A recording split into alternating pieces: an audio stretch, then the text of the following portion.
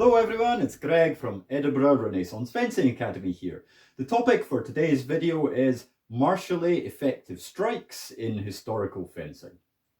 So I'm going to begin this short presentation with a question for you. How effective do you think your strikes would really be in a live fight with sharp swords and a hostile adversary? It's an important thing to think about when you're training, because in historical fencing, we're trying to recreate real combat systems. So we shouldn't really be approaching the fight thinking of scoring points, like in modern sports fencing. We should be thinking about the realities of combat in the original historical periods that we're studying. So for a strike to be martially effective, it would need to inflict enough damage to the opponent to incapacitate or kill them, which is the objective or the ultimate objective of a sword fight. Obviously, we want to make sure that we are safe from harm as our #1 priority, but ultimately we need to do this by defeating the other guys. So that means incapacitating or killing them. So it's important to think about how we can achieve that with our cuts and our thrusts when we're fencing. So I'm going to examine these two separate attacks, and I'll look at what some of the period treatises have to say about it, and then explain some of the implications for our training.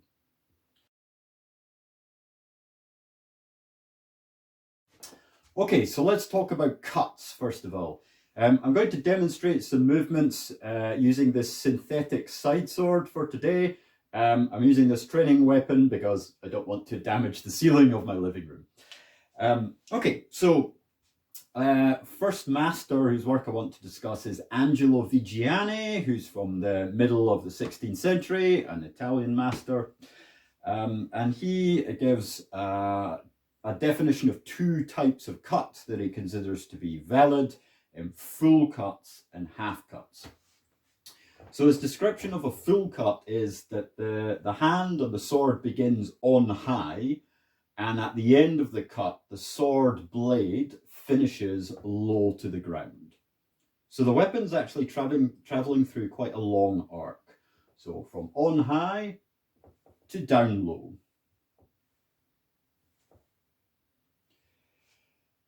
He also includes half cuts in his system, which are basically the same movement but shortened a little. So the hand begins on high and the blade is stopped just past the waist. I think he actually says it does not go beyond the knee.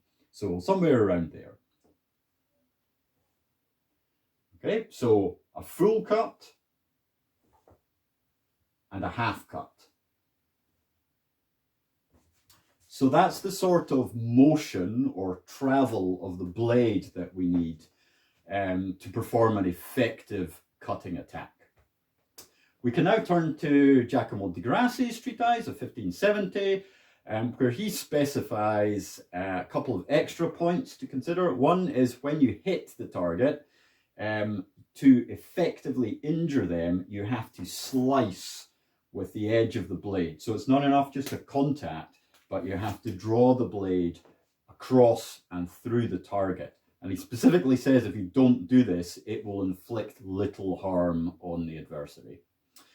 The other thing we can take from di Grassi is that in order to power this movement, it's necessary to engage either the elbow or the shoulder joint to rotate the sword. And he recommends the elbow because it's a little bit faster to cut this way. So the full action then of a full cut is going to be the hand up high, the sword is arced through the air with the elbow, it hits the target and is sliced through the target and ends with the blade low to the ground. So this is a full cut. A half cut is the same motion, but the sword ends somewhere around here. So this is what we need to do to actually properly, seriously injure the other person with a cut. Now, I've excuse me, I've spoken about Vigiani and Di Grassi's works, but you can find comparable information from lots of the other period Italian sources. The earlier Bolognese masters like Manciolino and Marozzo, I believe, also used this full cut, half cut definition. And Ridolfo Capoferro's treatise of 1610 also goes into quite a lot of detail about the necessity to slice through the target with relatively large actions of the blade. And I should note that these ideas of effective cuts are basically quite similar to what English fencing master George Silver was thinking of when he describes good downright blows in his system. So there's a lot of correlation here about what is required for an effective cut. Now, what I sometimes see in bouts in a modern context, especially competitive or sporting bouts, is cuts performed like this, with a short percussive action. These would be ineffective, I believe, and the treatises back me up. It's just not going to do that much damage. Sure, it's going to contact the opponent, and in a sports context, that's enough to score 1 point. Okay, but in a real fight, what's it going to do? Not very much. Now, if you don't believe me, you can take a look at a video, and there's going to be a link in the description below to this. This is a video from the late Peter Rostron, who was an expert in George Silver's English fencing style. And he demonstrates in a very practical way with a sharp sword how ineffective these short tapping percussive cuts are.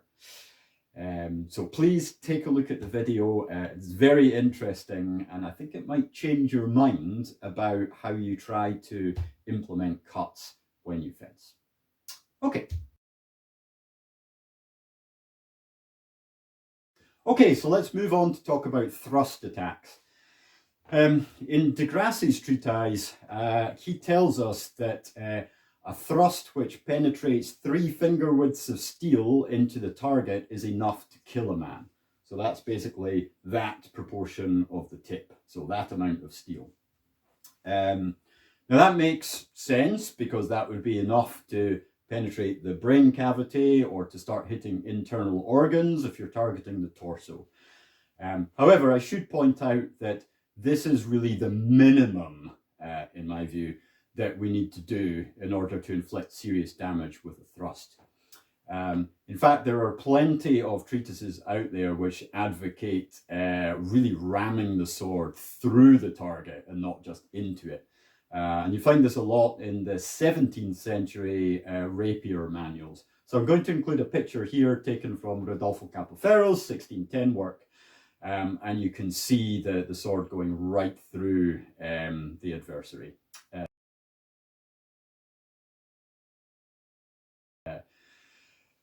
I suppose that in Di Grassi's system, he probably also had this type of full penetration thrust, so running the opponent through, so to speak. So for me, I think his wide measure thrusts are probably hitting that much, that 3 finger widths into the target, while his narrow measure thrusts are presumably going right through up to the forte or even the hilt of the blade. So that's the sort of penetration we'd be looking for in order to seriously injure or kill the opponent. Obviously, when we are training in the cell, we've got blunt swords and usually flexible swords. So obviously this kind of penetration isn't going to happen, but we can try and judge it in terms of how solid the contact is with the blade. So if there's a bit of flex, for example, that can tell us that with a sharp sword it would have gone in. Now, to achieve this sort of penetration, or to be certain of this kind of penetration, we need to use proper body mechanics to power the thrust. The type of mechanics which are used varies from system to system. So for Di Grassi, It involves extending the arm and then taking a step in order to drive it home. For Rodolfo Capoferro, it meant starting from here and then expanding the whole body, driving it forwards with the back leg in order to strike it home. And then going back to the 15th century, so the late medieval period really, Filippo Vadi tells us that usually when thrusts are launched, they cause a change of stance in the fencer. So for him, he's probably, for example, starting with his left foot forwards and then ramming the sword into the opponent by finishing in the right foot forward stance. So these are three different ways in which we can power thrusts. But power is the correct word. They're all vigorous, powerful attacks. So the problem that I see, the issue that I have with the way some people fence in training or in modern free fencing, is that the thrusts are sometimes little taps, pokes, or prods, which are delivered at extension like this, without any power behind them and without any real drive into the target. This might be, again, okay in a sporting context in terms of scoring a point, but it does not match what the period texts tell us about landing martially effective thrust attacks. I'd like to add one more observation here, something which is sometimes done in modern sports fencing, like Olympic style fencing, is to make attacks with the tip of the sword by laying on the tip. Basically, that means when your sword is like this, and the attack is performed by arcing the point forwards so that it kind of slaps into the target at the end of the move. Now, in the modern game of sports fencing, that's okay. That's probably enough to cause a contact, to make the buzzer go off and score a point. But this is specifically not what the period treatises are telling us. So it's not a martially effective thrust. And de Grassi himself actually notes that if you're standing there with the arm at extension and you're just kind of tapping the opponent, you can only strike very weakly. So you need to use this sort of expansive motion to drive the weapon into or through the target. So that's my opinion about martially effective thrusts. So I want to conclude this video by talking about some of the implications for how we train and how we fence in our modern practice.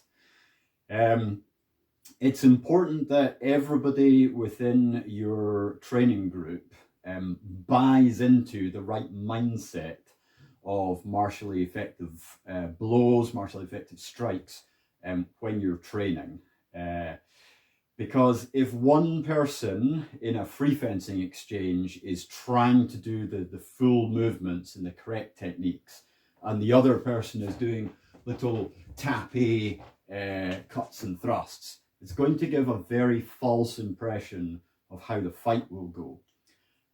Because the person who's doing these quick tapping movements will most likely score more hits, because it's easier for them to do those attacks and it's faster for them to do those attacks. But they're not really valid attacks. And if we imagine the reality of that situation, let's say the fencer who's doing tapping hits scores 4 touches in a bout, and the person who's trying to do the full techniques scores only 1 hit. I mean, in a real combat, the person who did that 1 hit properly is going to kill the other guy, and he's going to sustain 4 light injuries at worst. So that's not a good result for the person who's trying the tapping techniques. But the problem is that in a modern environment where we're protected by safety gear, and for the most part, people tend to judge success on the number of hits landed, it seems like the person who's doing the short, fast actions is achieving success and is a better fencer. But it's wrong. It's a false impression. So it's important that everyone in your group, that you and all of your training partners, basically agree to try and use proper movements and proper techniques when you're fencing. Now, I want to finish this video just with one word of caution. When I say use martially effective strikes in training, I do not mean hit the opponent as hard and as fast as possible. I think that's an unacceptable thing to do in a modern context, in fact, in any training context where we're trying to learn the art. That's not what I'm saying. What I'm saying is that we need to replicate the full movements of the original techniques. We should, of course, learn to pull our blows and to fence just a little bit slower than 100% speed in order to ensure the safety of our partners. So that's an important point just to finish the video with.